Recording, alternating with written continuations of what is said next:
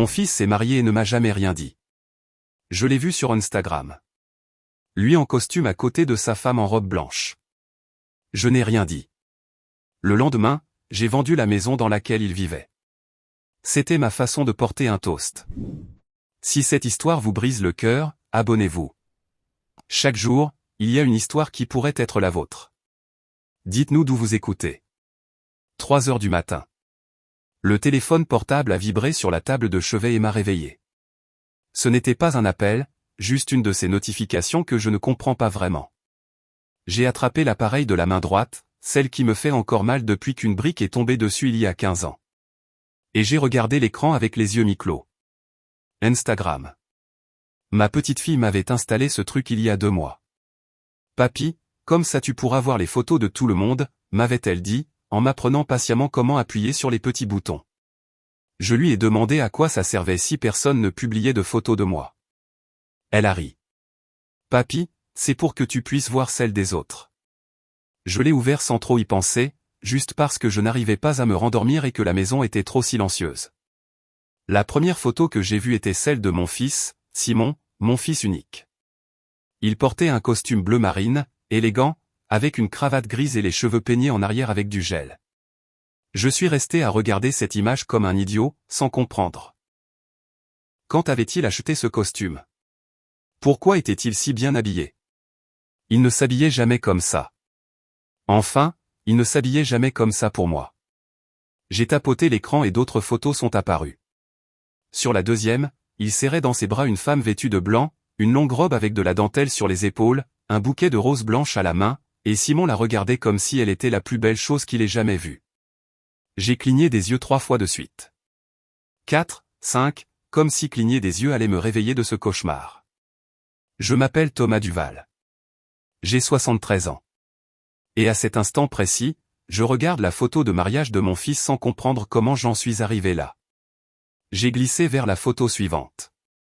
Il y avait les beaux-parents. Un type d'une 60aine d'années, costume gris coûteux, un sourire de publicité pour dentifrice, une femme en robe rose, collier de perles, coiffure de salon de luxe.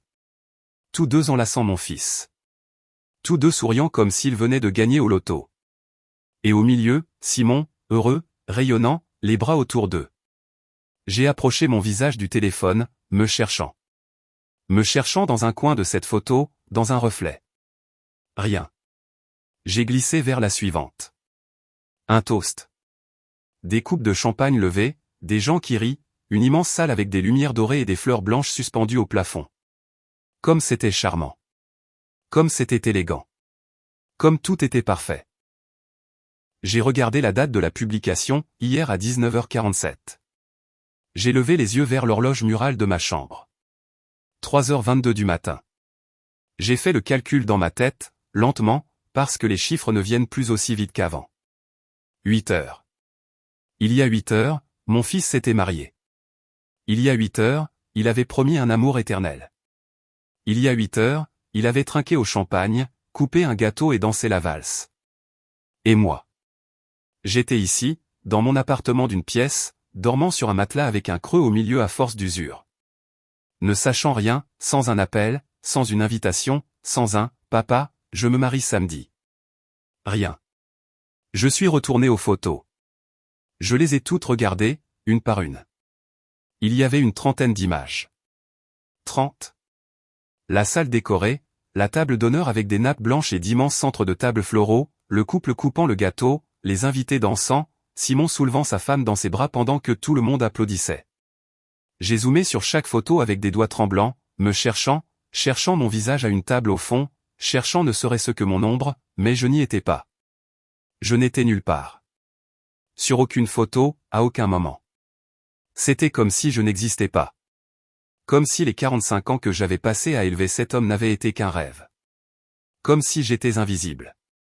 J'ai fait défiler jusqu'aux commentaires. Il y en avait des centaines. Félicitations.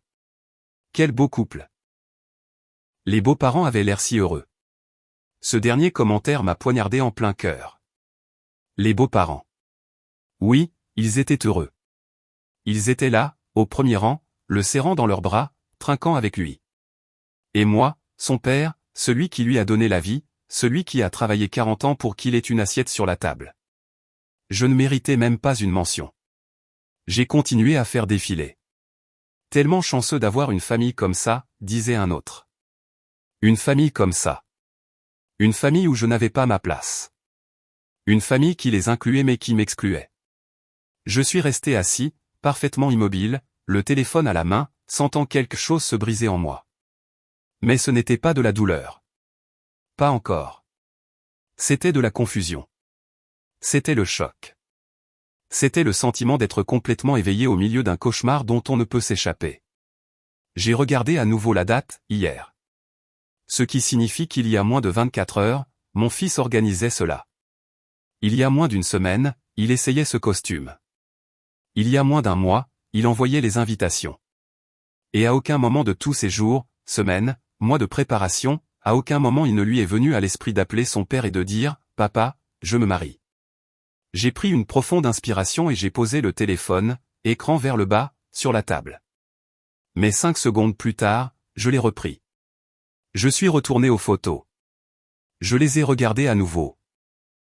Toutes, encore une fois, comme si j'avais besoin de confirmer qu'elles étaient réelles, que je n'hallucinais pas, que mon fils s'était vraiment marié sans me le dire. J'ai zoomé sur la photo du toast. J'ai compté les tables. 8 tables, 10 personnes par table, 80 invités. 80 personnes qui, elles, méritaient d'être là. 80 personnes qui étaient au courant du mariage avant moi. Les collègues de Simon, les amis de la mariée, les oncles, les cousins, les voisins, tout le monde sauf moi. J'ai un petit appartement ici dans le quartier de Bella Vista, avec une cuisine que j'utilise à peine, car pourquoi cuisiner si je mange seul, et un salon avec un vieux fauteuil où je passe mes après-midi à regarder la télé sans vraiment la voir.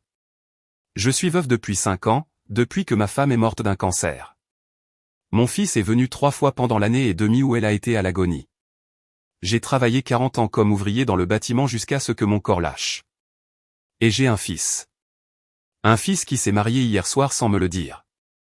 Un fils qui m'a effacé de sa vie comme si j'étais une tâche à cacher. Un fils qui m'a appris que peu importe combien vous donnez. Si l'autre personne décide que vous ne valez rien, alors vous ne valez rien. J'ai laissé le téléphone sur la table et je me suis assis sur le lit, le dos contre le mur froid. Je n'ai pas pleuré. Pas encore. Je suis juste resté là, dans le noir, les yeux ouverts, à ne rien fixer. Dehors, j'entendais l'aboiement lointain d'un chien, le moteur d'une voiture qui passe, le silence lourd de 3 heures du matin quand le monde dort. Et vous êtes le seul éveillé avec votre douleur.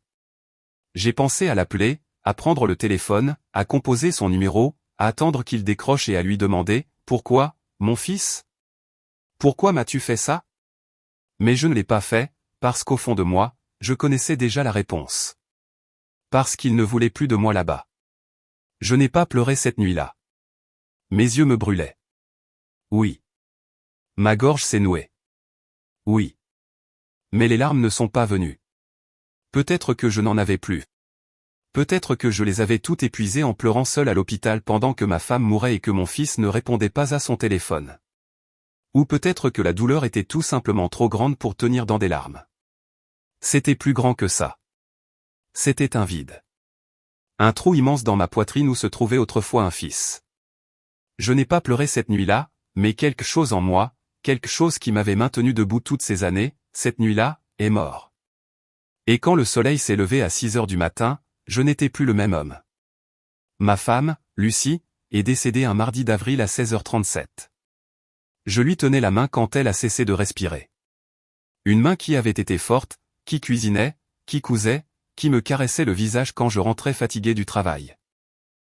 Cette main est devenue lentement froide, et je l'ai gardée dans la mienne pendant encore une demi-heure parce que je ne voulais pas la lâcher. Parce que lâcher cette main signifiait accepter que Lucie était partie. Le cancer l'a emportée en 1 an et demi d'agonie. Des chimiothérapies qui ne fonctionnaient pas, une douleur qu'aucune morphine ne pouvait calmer. Et j'étais là tous les jours, dormant sur une chaise à côté de son lit d'hôpital parce que je n'allais pas la laisser mourir seule. Simon est arrivé ce jour-là à 17h30, 1 heure en retard. Il est entré en sentant le bureau, son costume froissé par la hâte. « Désolé, papa. » Il y avait beaucoup de circulation. Lucie le demandait depuis 3 jours. « Où est Simon ?» me demandait-elle de sa voix faible, chaque fois qu'elle ouvrait les yeux. Je lui mentais. Il est en route, ma chérie. Il arrive. Mais il n'arrivait pas. Je l'appelais et je tombais sur sa messagerie vocale. Je lui envoyais des textos. Ta mère te réclame. Et il répondait des heures plus tard. J'arrive, papa. J'ai juste une réunion importante au travail. Une réunion importante. Plus importante que de dire au revoir à ta mère qui est en train de mourir. Quand il est enfin arrivé ce mardi-là, elle n'était plus consciente. Elle ne pouvait plus parler. Elle ne pouvait plus le regarder. Simon s'est agenouillé près du lit, lui a touché le front et a pleuré pendant 5 minutes. 5 minutes. Puis il m'a serré dans ses bras, m'a dit, « Je suis tellement désolé, papa », et il est parti. Il avait des choses à faire. J'ai travaillé 40 ans dans la construction. J'ai commencé à 17 ans, fraîchement débarqué de la campagne, ne sachant rien faire d'autre que porter des choses lourdes et obéir aux ordres. Gamin, prends ces briques et monte-les au 3e étage, me disait-on. Et je montais sous le soleil qui vous brûle la peau en été, sous la pluie glaciale en hiver. Sans gants, parce qu'il n'y avait pas d'argent pour des gants, sans casque, parce qu'on n'en utilisait pas à l'époque. Avec rien d'autre que mon dos, mes bras, et le besoin de ramener de la nourriture à la maison. J'ai arrêté à 57 ans, quand mes genoux n'en pouvaient plus et que mon dos me faisait si mal que certains jours, je me réveillais et ne pouvais pas sortir du lit. 40 ans à porter des briques, à mélanger du ciment, à monter des murs, et tout ce sacrifice n'avait qu'un seul nom, Simon. Regardez ses mains. Sérieusement, regardez-les. Elles sont couvertes de cicatrices. Cet index est tordu parce qu'une poutre est tombée dessus pendant que j'installais un échafaudage. Cette callosité ici, sur ma paume, vient de tenir une pelle pendant si longtemps. Ces rides profondes sont le fruit de 40 ans de dur labeur. Ces mains n'ont jamais signé de gros chèques, n'ont jamais tenu de diplôme universitaire, n'ont jamais touché quoi que ce soit de délicat. Elles ont juste travaillé. Elles ont juste donné. Elles ont juste construit la vie que Simon a maintenant. Chaque fois qu'il s'assoit à son bureau climatisé, avec un café chaud et des mains propres, il devrait se souvenir de ces mains brisées qui ont payé pour cette vie. Quand Simon avait 7 ans, il est rentré de l'école en pleurant parce que les autres enfants se moquaient de lui. « Je n'ai pas de basket comme eux, papa », m'a-t-il dit, le visage rouge de honte. Les baskets qu'il avait venaient d'un bac de solde. 2 tailles trop grandes pour qu'elles durent. Avec le logo qui se décollait. Je l'ai regardé le cœur brisé et j'ai dit, « Demain, tu auras de nouvelles baskets. » Cette nuit-là, j'ai fait un double service. Je suis rentré à 2 heures du matin, le corps détruit. Et le lendemain, je l'ai emmené au magasin de chaussures et je lui ai acheté les baskets qu'il voulait, les Nike blanches avec la bande noire. Elles m'ont coûté la moitié de ma paie. Mais quand j'ai vu son visage heureux, quand je l'ai vu courir avec ses baskets, j'ai su que ça en valait la peine. Chaque heure supplémentaire, chaque mal de dos, chaque centime. J'ai économisé pendant 25 ans pour acheter la maison. 25 ans à mettre de l'argent dans une boîte de café que je gardais cachée dans le placard. Chaque mois, je mettais ce que je pouvais. Parfois c'était $100, parfois 50. Il y a eu des mois où je ne pouvais mettre que $20 parce que Simon avait besoin de fournitures scolaires, de vêtements ou d'argent pour une sortie. Mais je mettais toujours quelque chose, toujours. Pendant que mes collègues achetaient des voitures, je continuais à rouler à vélo. Pendant que d'autres partaient en vacances à la côte, je restais pour travailler. « Tu ne pars pas cet été, Thomas ?» me demandait-il. « Non, pas cette année », répondais-je. Mais la vérité, c'est que je ne suis jamais parti nulle part. Parce que chaque dollar que je ne dépensais pas pour moi était $1 de plus vers cette maison. Quand j'ai enfin eu l'argent, je suis allé à la banque et j'ai tout retiré en espèces. Je me souviens parfaitement de ce jour. Le caissier m'a regardé bizarrement quand je lui ai dit que je voulais tout en billets. « C'est beaucoup d'argent liquide, monsieur », m'a-t-il prévenu. « Ça m'est égal », ai-je dit. J'ai tout fourré dans un vieux sac à dos et j'ai marché jusqu'à l'agence immobilière, serrant ce sac comme si c'était un bébé. L'agent m'a montré la maison dans la banlieue de King's Landing. Elle était petite, une chambre avec un patio de la taille d'une table à dîner. Les murs avaient besoin d'être repeints. La salle de bain avait une fuite. La cuisine avait des carreaux cassés, mais elle était à moi. Enfin, elle pourrait être à moi. « La voulez-vous » a-t-il demandé. J'ai regardé cette maison et j'ai vu Simon y vivre, en sécurité, avec son propre toit. Oui, ai-je dit. Je la veux. Et là, j'ai vidé le sac à dos sur son bureau. Le type a compté les billets pendant une demi-heure. Et quand il a fini, il m'a donné les clés. Simon avait 28 ans quand je lui ai donné la maison. Il venait d'obtenir son diplôme d'ingénieur. Il avait son premier emploi stable et payait un loyer exorbitant pour un appartement en ville. Je vivais dans un endroit plus petit, moins cher, juste assez grand pour moi. Un jour, je l'ai appelé et je lui ai dit de venir. Quand il est arrivé, j'avais déjà posé les clés sur la table de la cuisine. « Assieds-toi », lui ai-je dit. Il s'est assis, l'air confus. J'ai poussé les clés vers lui. « Qu'est-ce que c'est, papa ?» a-t-il demandé. « Ta maison », ai-je dit. « J'ai acheté une maison avec mes économies, et elle est pour toi. Pour que tu n'aies jamais à souffrir comme moi. Pour que tu n'aies jamais à payer de loyer ou à vivre dans la peur d'être expulsé. Cette maison est à toi, mon fils. » Il est resté silencieux, fixant les clés. Puis il m'a regardé et il a pleuré. Cette étreinte était réelle. Je le jure sur ma vie. Je l'ai senti. Il m'a serré fort comme il ne l'avait pas fait depuis qu'il était petit garçon. J'ai senti ses bras autour de moi.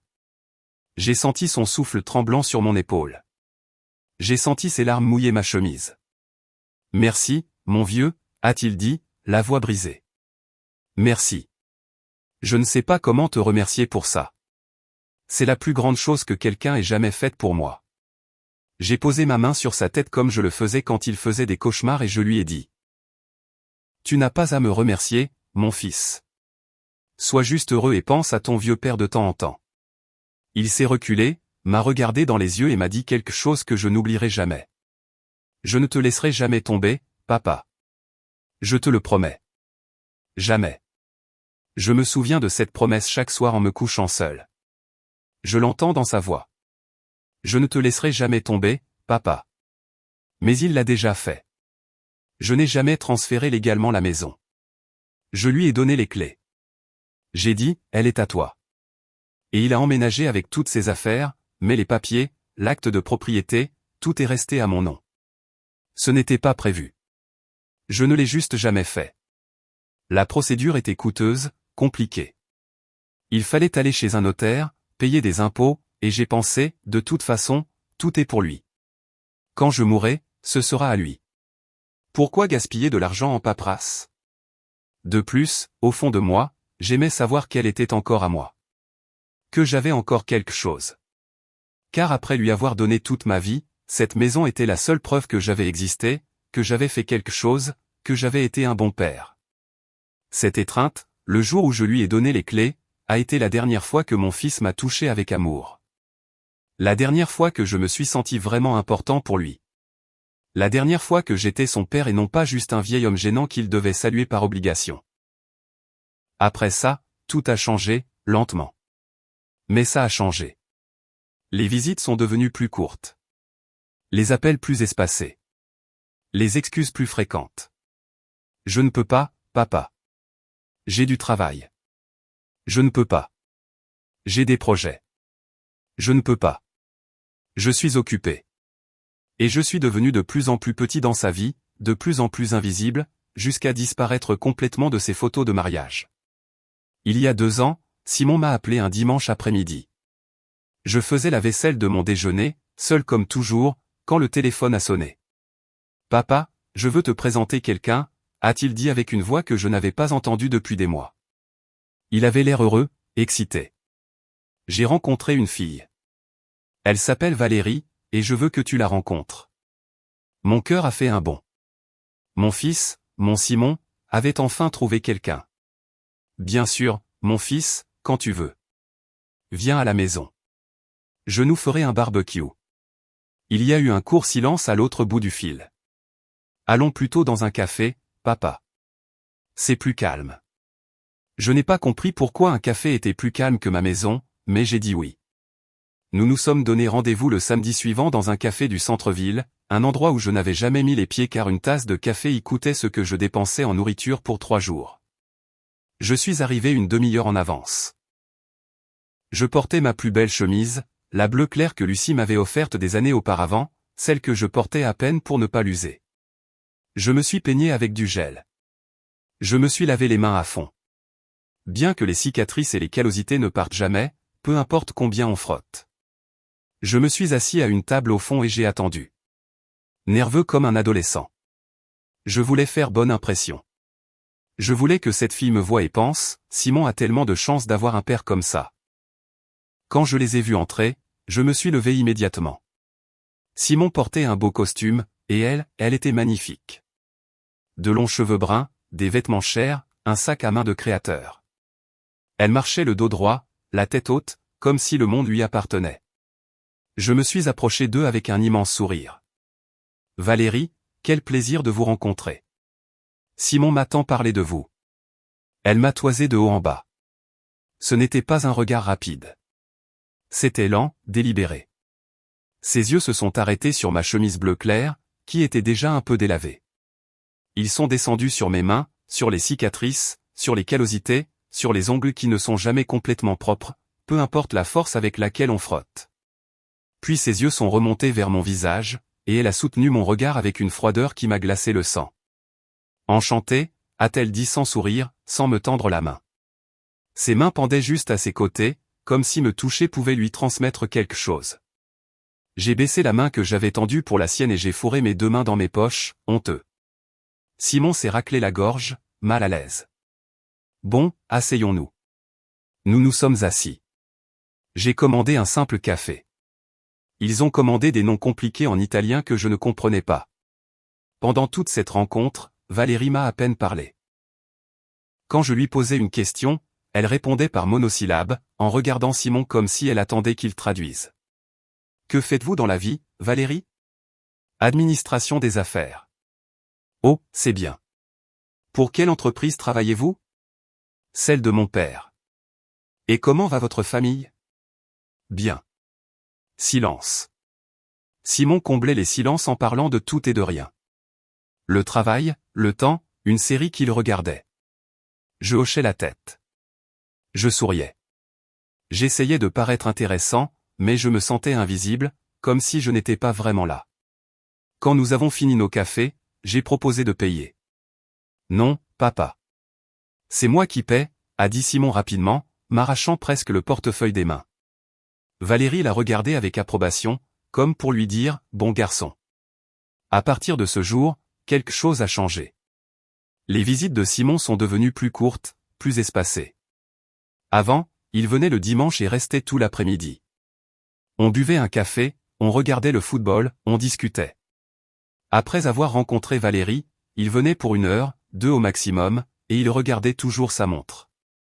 Désolé, papa. Je dois y aller. Valérie m'attend. Au début, je n'ai rien dit. Je comprenais qu'il était amoureux, qu'il voulait passer du temps avec elle. Mais lentement, j'ai commencé à réaliser que ce n'était pas que ça. C'était qu'elle ne voulait pas qu'il soit avec moi. C'était que chaque minute que Simon passait avec moi était une minute qu'elle lui reprocherait plus tard. Un jour, j'ai pris mon courage à 2 mains pour lui poser des questions sur elle. Comment va Valérie, mon fils? Quand est-ce que je pourrai la revoir? Simon a changé de sujet instantanément. Elle va bien, papa. Et, j'espère que tu pourras rencontrer ses parents un jour. Ce sont des gens très intéressants. Je suis resté silencieux. J'espère que tu pourras rencontrer ses parents. Comme si j'étais quelqu'un qui devait leur être présenté. Comme si j'étais le petit ami et qu'ils étaient les beaux-parents. Puis j'ai commencé à remarquer d'autres choses. Quand je l'appelais, il répondait à voix basse, en chuchotant. Papa, je suis avec Valérie. Je peux te rappeler plus tard? Mais il ne rappelait jamais plus tard. Quand je lui envoyais des textos, il mettait des heures à répondre. Et quand il le faisait, c'était une phrase courte et sèche. D'accord, papa, on en reparle plus tard. Je ne peux pas maintenant. Un après-midi, je l'ai invité à déjeuner. J'avais préparé son plat préféré, une escalope de poulet pané et de la purée de pommes de terre, comme sa mère les faisait. J'avais acheté la viande chez le boucher du quartier. Je l'avais panée de mes propres mains. J'avais fait une purée maison avec du beurre et du lait. J'avais mis une jolie table avec la nappe que nous utilisions pour les grandes occasions. Je l'ai appelé, tout excité. Mon fils, j'ai fait des escalopes. Tu viens déjeuner? Silence à l'autre bout du fil. Je ne peux pas, papa. Valérie veut qu'on déjeune avec sa famille. Je suis resté là, le téléphone à la main, regardant la table dressée, l'escalope encore chaude dans la poêle. Et moi, ai-je demandé, et ma voix est sortie plus faible que je ne le voulais. Je ne suis pas de la famille. Un autre silence. Plus long, plus lourd. Un autre jour, mon vieux, a-t-il finalement dit, et il a raccroché. Je me suis assis à table et j'ai regardé les 2 escalopes dans l'assiette, la purée fumante, le verre d'eau glacée, tout préparé pour partager avec mon fils. Mais mon fils n'était pas là. Mon fils déjeunait avec sa famille à elle, avec les beaux-parents, qui le serraient dans leurs bras et le traitaient comme leur propre fils. J'ai pris la fourchette et j'ai coupé un morceau d'escalope. C'était bon. Lucie les faisait exactement comme ça, mais ça n'avait aucun goût. J'ai mangé seul, en silence, écoutant le bruit des couverts contre l'assiette. Et pour la première fois en 2 ans, depuis que Simon avait rencontré Valérie, je me suis permis de penser quelque chose qui me faisait peur. Mon fils s'éloignait. Et ce n'était pas un accident. C'était intentionnel. Les semaines suivantes furent plus ou moins les mêmes. Des appels de plus en plus courts, des visites de plus en plus rares, et quand il venait, quand il se présentait enfin à mon appartement, il n'était plus le même. Il ne se détendait pas. Il n'enlevait pas ses chaussures. Il ne s'affalait pas sur le canapé comme avant. Il restait près de la porte comme s'il était pressé de partir. Nous parlions de choses insignifiantes, du temps, du travail, rien d'important. Et je mourais d'envie de lui demander, qu'est-ce qui nous est arrivé, mon fils? Qu'est-ce que j'ai fait de mal? Mais je n'avais pas le courage, parce que j'avais peur de la réponse. Parce qu'au fond de moi, je la connaissais déjà. Je n'avais pas ma place dans sa nouvelle vie. Moi, avec mes mains d'ouvrier, ma chemise délavée et mon petit appartement. Je n'étais pas le genre de père qu'il voulait montrer à Valérie. Un dimanche, il a appelé pour me dire qu'il ne pouvait pas venir. J'ai un engagement avec la famille de Valérie, papa. On se verra un autre jour. J'ai serré le téléphone. Et quand sera cet autre jour, Simon? Ça fait 1 mois que tu n'es pas passé. Il a soupiré comme si je le dérangeais. Papa, ne commence pas. Je suis occupé. J'ai une vie. Je sais, mon fils. Je veux juste te voir. Je veux juste passer un peu de temps avec toi. Un autre soupir. Je promets de venir la semaine prochaine. Je dois y aller maintenant. Il a raccroché. Je suis resté là, le téléphone à la main, sentant quelque chose se briser en moi. La semaine suivante, il n'est pas venu, ni la semaine d'après, ni celle d'encore après. Je ne comprenais toujours pas, ou peut-être que je ne voulais pas comprendre, mais elle. Elle avait déjà décidé que je ne cadrais pas, que je n'étais pas le genre de beau-père qu'elle voulait, que mes mains d'ouvrier, ma façon de parler et ma vie simple étaient une honte. Et lentement, sans que je m'en rende compte, elle m'effaçait de la vie de mon fils, pas avec des cris, pas avec des exigences, mais avec des silences, avec des engagements inventés, avec des déjeuners avec sa famille qui laissaient la mienne de côté. Et Simon la laissait faire. Il la laissait m'effacer parce que c'était plus facile que de me défendre. Le 35e anniversaire de Simon tombait un samedi d'octobre. Je me suis levé tôt ce jour-là avec une idée en tête. J'allais lui préparer le gâteau aux 3 laits qu'il adorait quand il était enfant. Celui que Lucie lui faisait chaque année et qu'il dévorait en 2 jours. Je suis sorti acheter les ingrédients au marché du quartier. Les concentrés, les évaporés, crème entière, œufs, farine. J'ai dépensé presque tout ce qu'il me restait pour la semaine, mais ça m'était égal. C'était l'anniversaire de mon fils, et même si les choses étaient étranges entre nous, même si nous n'avions pas vraiment parlé depuis des semaines, j'étais toujours son père. Et les pères fêtent leurs enfants, toujours. J'ai passé toute la matinée dans la cuisine à battre les œufs à la main car je n'ai pas de batteur électrique, à mesurer la farine avec une tasse à café car je n'ai pas de balance, à faire cuire le gâteau dans le vieux four qui chauffe de manière inégale. J'ai dû le surveiller toutes les 5 minutes pour qu'il ne brûle pas. Pendant qu'il cuisait, j'ai préparé le mélange des 3 laits, en suivant la recette que Lucie avait écrite dans un cahier taché. Quand j'ai sorti le gâteau du four, je l'ai piqué avec une fourchette et j'ai versé le mélange dessus lentement, en le regardant s'imbiber. Je l'ai laissé refroidir puis je l'ai décoré de crème fouettée. Ce n'était pas parfait. Les lettres de « Joyeux anniversaire » étaient un peu de travers, mais je l'avais fait avec amour. Ça devait bien compter pour quelque chose. À 18 heures, j'ai pris le gâteau, je l'ai mis dans une boîte en carton que j'avais récupérée à la boulangerie, et je me suis dirigé vers la maison. Sa maison. La maison que j'avais achetée avec 40 ans de labeur. La maison que je lui avais donnée pour qu'il n'ait jamais à souffrir. J'ai marché les 8 pâtés de maison avec le gâteau dans les mains, sentant mes bras se fatiguer. Mais ça m'était égal. Je n'arrêtais pas de penser à son visage quand il verrait le gâteau, imaginant son sourire, son étreinte, son « merci, mon vieux. Tu n'aurais pas dû ». Je pensais que peut-être, ce geste arrangerait un peu les choses entre nous. Que nous nous assoirions ensemble, mangerions du gâteau et parlerions comme avant. Que même si ce n'était que pour un petit moment, je serais à nouveau important dans sa vie. Quand je suis arrivé à la maison, j'ai remarqué quelque chose d'étrange. Il y avait des voitures garées tout le long de la rue. Beaucoup de voitures. Une BMW noire, un SUV blanc, une Mercedes grise. Des voitures chères qui n'avaient rien à faire dans ce quartier. J'entendais de la musique venir de l'intérieur, des rires, des voix. Je me suis approché de la porte et j'ai vu qu'il y avait des ballons attachés au portail, des ballons dorés et noirs, des décorations élégantes et coûteuses. Mon cœur s'est mis à battre plus vite. Il y avait une fête d'anniversaire, et je n'étais pas invité. J'ai sonné à la porte d'une main tremblante, tenant le gâteau de l'autre. J'ai attendu. La musique continuait à l'intérieur. Les voix continuaient à rire. J'ai sonné à nouveau et finalement, la porte s'est ouverte. Simon est apparu sur le seuil. Il portait une chemise blanche coûteuse, un pantalon de ville noir, les cheveux coiffés avec du gel. Il avait un verre de vin à la main. Et quand il m'a vu, son visage a changé. Le sourire a disparu. Ses yeux se sont agrandis avec quelque chose qui n'était pas de la joie. Était-ce de la panique? De la honte? Je ne sais pas. Mais ce n'était pas du bonheur. Papa. C'est sorti comme un murmure, comme une malédiction. Qu'est-ce que tu fais là? Ce n'était pas une question. C'était un reproche. C'était un « tu ne devrais pas être là ». J'ai levé le gâteau, en souriant, essayant d'agir naturellement. Je suis venu te voir, mon fils. Je t'ai fait ton gâteau préféré, le gâteau aux 3 laits. Tu te souviens? Simon a regardé le gâteau. Puis il m'a regardé. Puis il a jeté un coup d'œil à l'intérieur de la maison comme s'il calculait quelque chose. J'ai regardé par-dessus son épaule, moi aussi, et ce que j'ai vu m'a brisé l'âme. Valérie était là, dans une élégante robe noire, parlant à un groupe de personnes. Les beaux-parents étaient assis sur le canapé.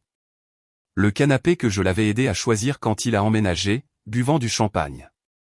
Il y avait des plateaux de nourriture coûteuse, des verres en cristal, de la musique douce, tout le monde bien habillé, bien coiffé, sentant le parfum. Et j'étais là, dans mon jean usé, ma chemise à carreaux, mes vieilles chaussures, tenant un gâteau fait maison avec des lettres de travers, un gâteau qui semblait soudain pathétique, ridicule, pauvre. Merci, papa, a dit Simon. Et sans attendre de réponse, il m'a pris le gâteau des mains. Il l'a regardé une seconde comme s'il ne savait pas quoi en faire. Et puis il l'a simplement posé par terre, sur le porche. Par terre, comme si c'était une ordure. Comme si c'était quelque chose qu'il fallait vite faire disparaître. Mais on est en plein milieu de quelque chose là. Je t'appelle plus tard. D'accord? Il a fait un pas en arrière, fermant déjà la porte. Je suis resté là, les mains vides, la bouche ouverte, incapable de dire quoi que ce soit. Simon, je... Mais avant que je puisse finir la phrase, il a fermé la porte. Il m'a claqué la porte au nez. Au nez de son père, qui venait de marcher 8 pâtés de maison avec un gâteau fait avec amour. Il a fermé la porte et m'a laissé dehors, seul, sur le porche de la maison que je lui avais donnée.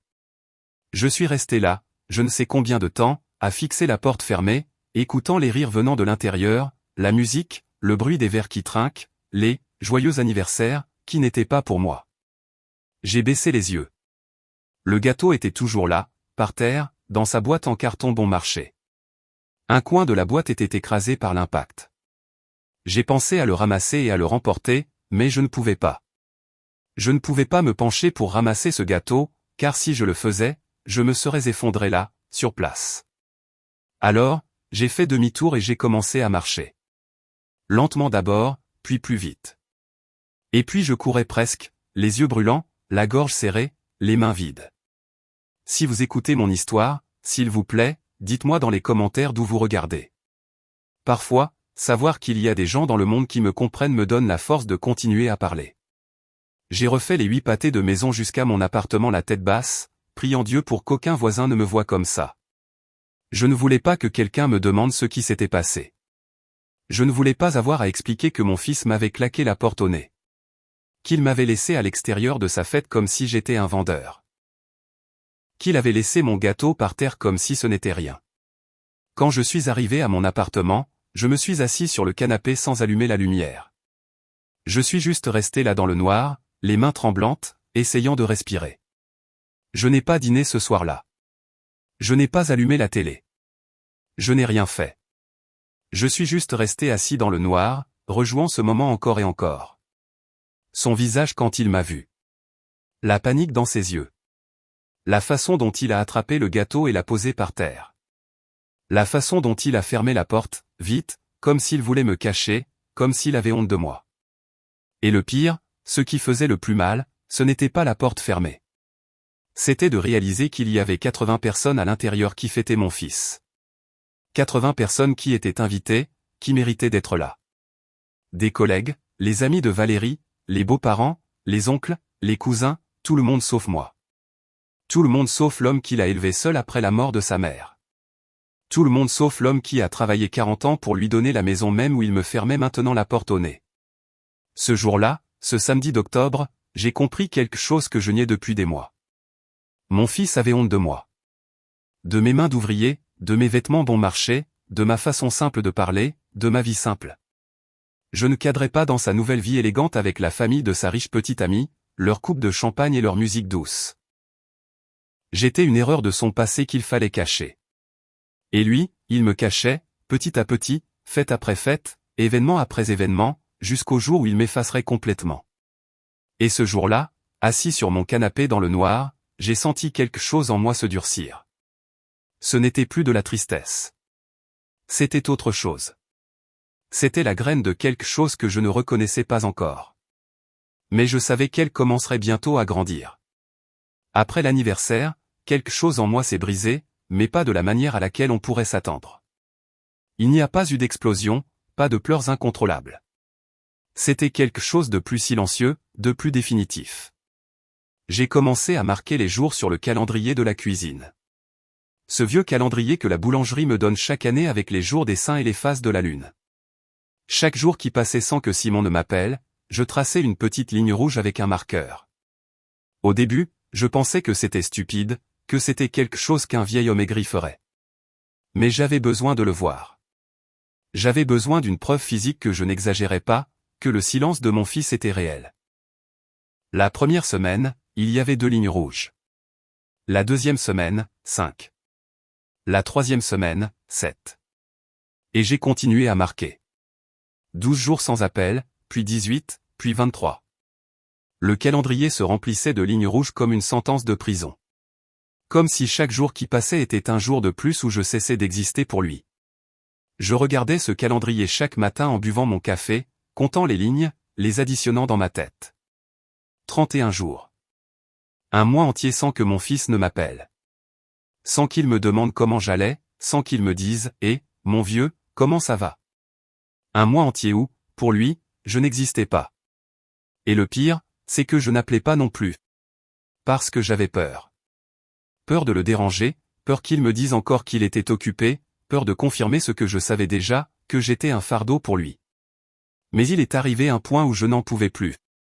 C'était un mercredi, le 23e jour sans nouvelles de lui, et j'avais besoin d'entendre sa voix, même si ce n'était que pour 2 minutes. J'ai pris le téléphone, composé le numéro que je connaissais par cœur, et j'ai attendu.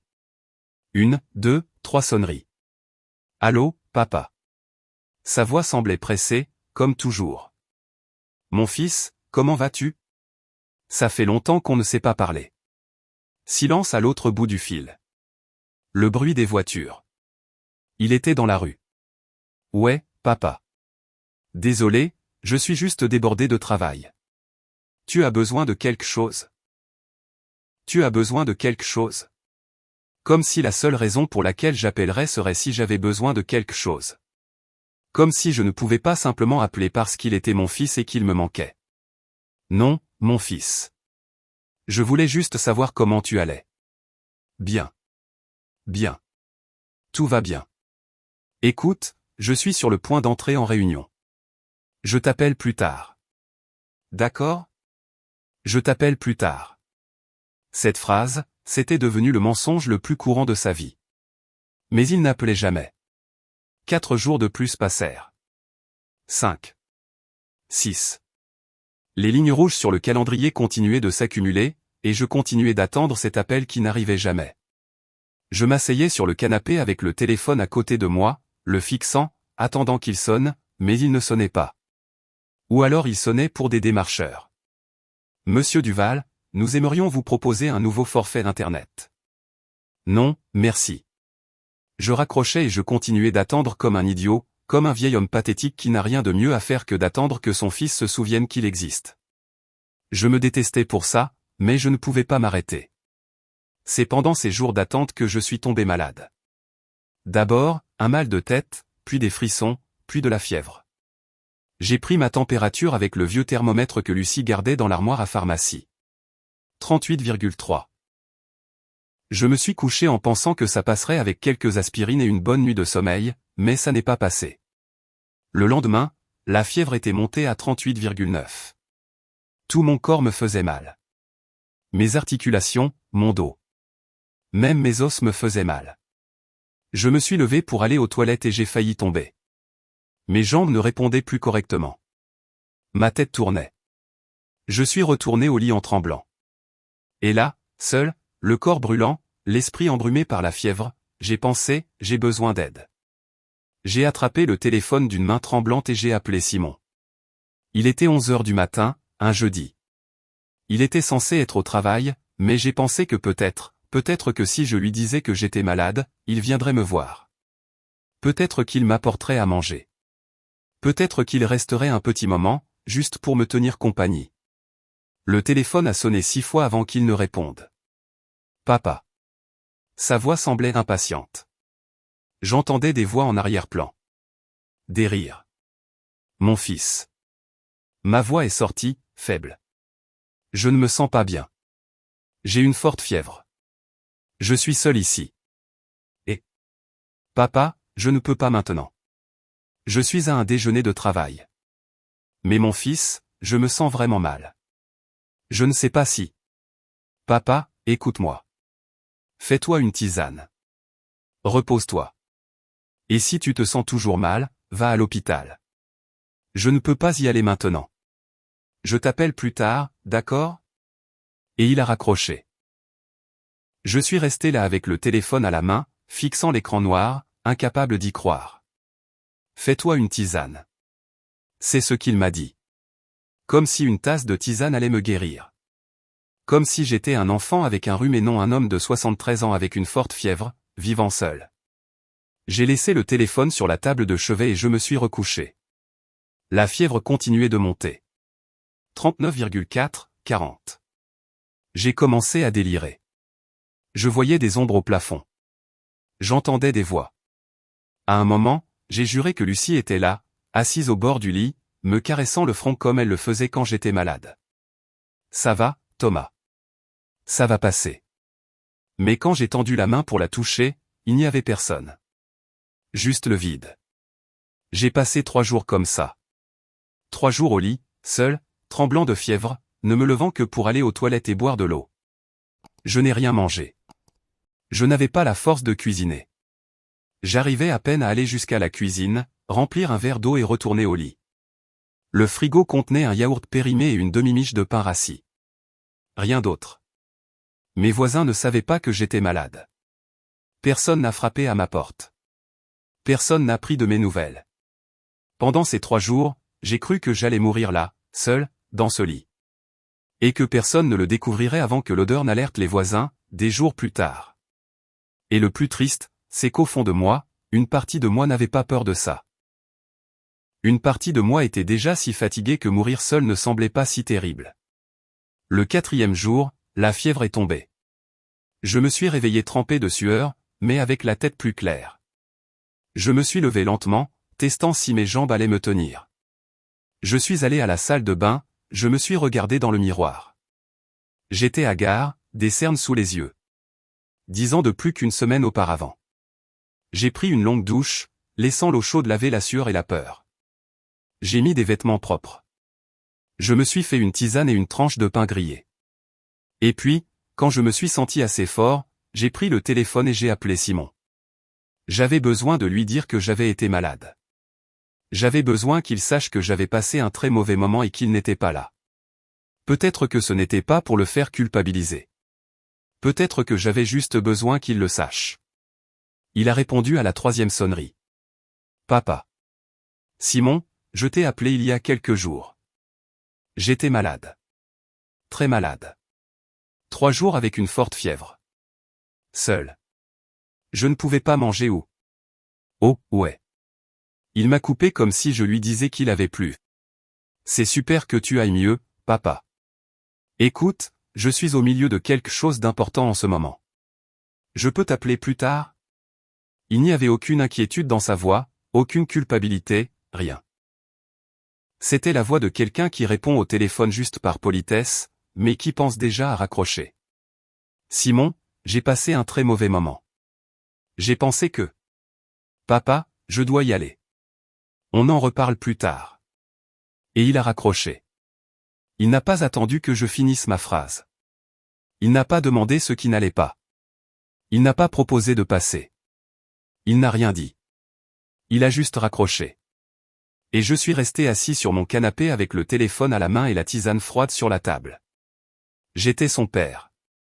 L'homme qu'il a élevé seul après la mort de sa mère. L'homme qui a travaillé 40 ans pour qu'il puisse avoir une vie meilleure. L'homme qui lui a donné une maison. Mais pour lui, à ce moment-là, je n'étais plus ça. J'étais un obstacle, une obligation agaçante, un vieil homme qui appelait trop et demandait une attention qu'il ne voulait plus donner. Et le pire, c'est qu'il ne savait pas comment me sortir de sa vie sans passer pour le méchant. Alors il m'a simplement effacé, petit à petit, appel par appel, silence par silence, jusqu'à ce que je cesse simplement d'exister.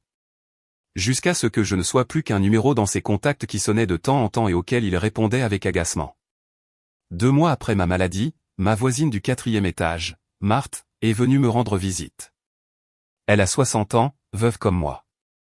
De temps en temps, elle m'apporte un ragoût ou nous prenons un café dans mon appartement.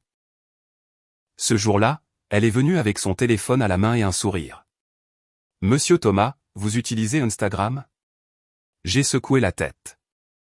J'ai l'application parce que ma petite fille l'a installée, mais je ne sais pas m'en servir. Marthe s'est assise à côté de moi. Laissez-moi vous apprendre. C'est facile. Vous pouvez voir les photos de votre famille, de vos amis. C'est sympa. Elle a pris mon téléphone et a commencé à m'expliquer comment chercher des gens, comment voir les photos, comment les aimer. J'ai hoché la tête, essayant de comprendre, mais au fond de moi, je n'en voyais pas l'intérêt. Jusqu'à ce que Marthe dise, « Cherchez votre fils. » Comme ça, vous pourrez voir ce qu'il fait. Quand Marthe est partie, je suis resté là avec le téléphone à la main. Cherchez votre fils. L'idée m'a rendu curieux. Ça faisait presque 2 mois que je ne l'avais pas vu. Presque 1 mois que nous n'avions pas parlé plus de ces 2 minutes quand je l'ai appelé après avoir été malade.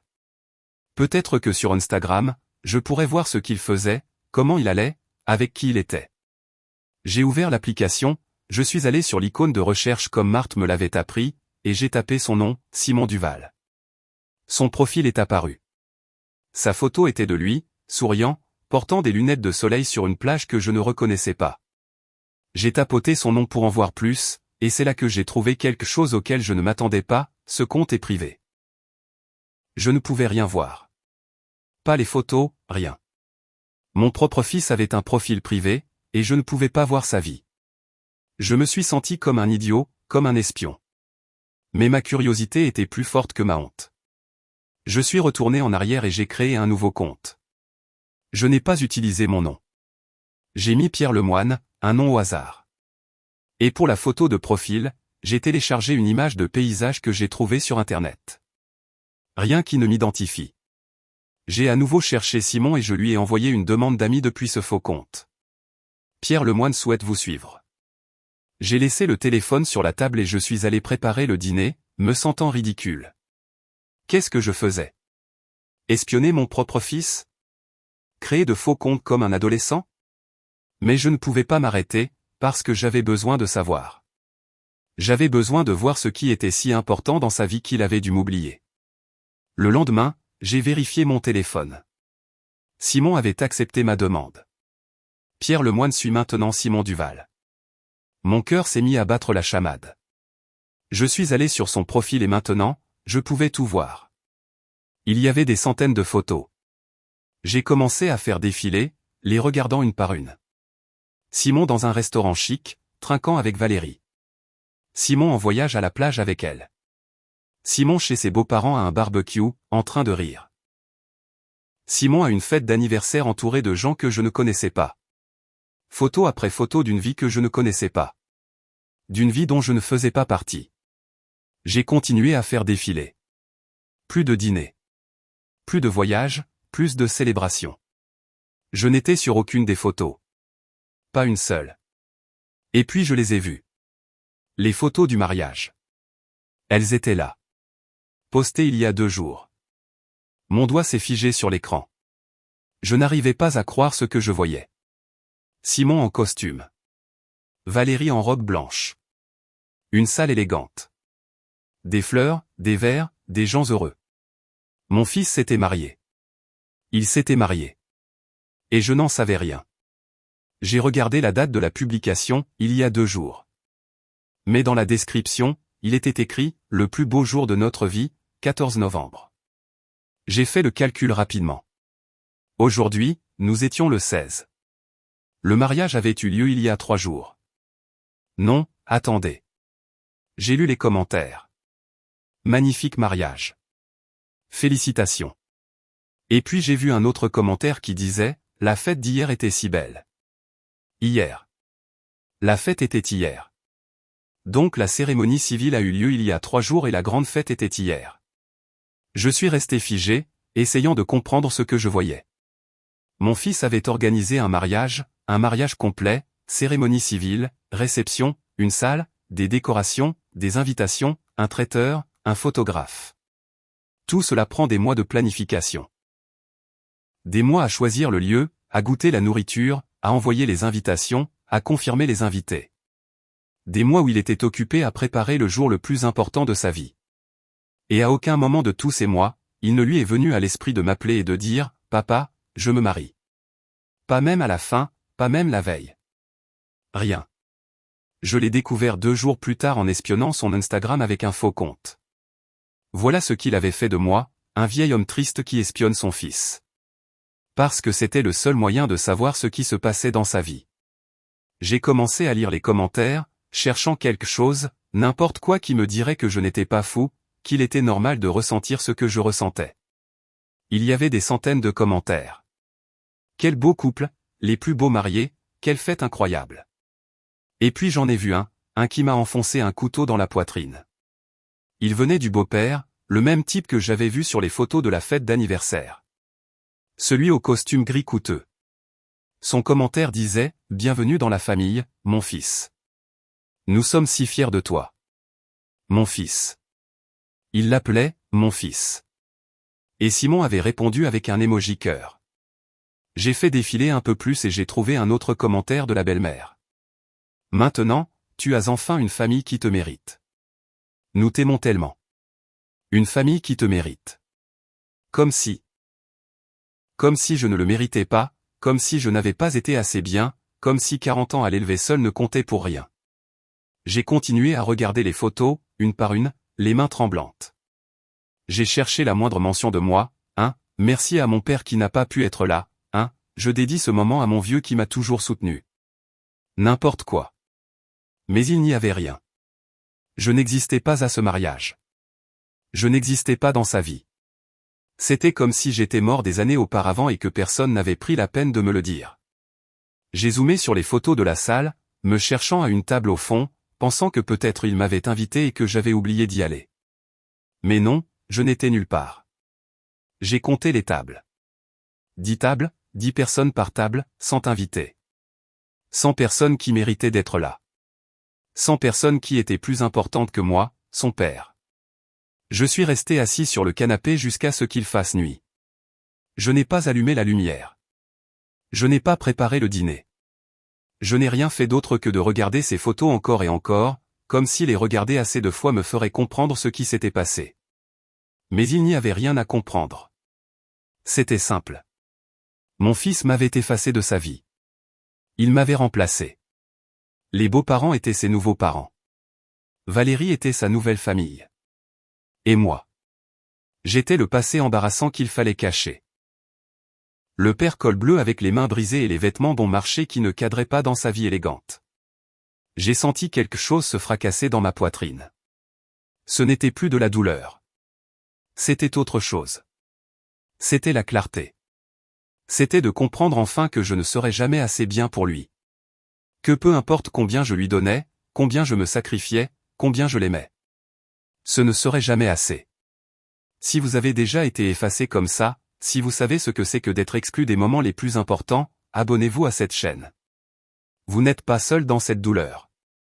Il y a des milliers de personnes qui savent ce que c'est que d'être invisible pour quelqu'un qui est censé vous aimer. J'ai laissé le téléphone sur la table et je suis juste resté là, dans le noir, à écouter le silence de mon appartement. Des voitures passaient dehors. Un chien aboyait au loin. La vie continuait, indifférente à ma douleur. Et moi, pour la première fois de ma vie, j'ai senti que je ne voulais plus continuer à mendier de l'amour. Je ne voulais plus continuer à attendre que mon fils se souvienne que j'existais.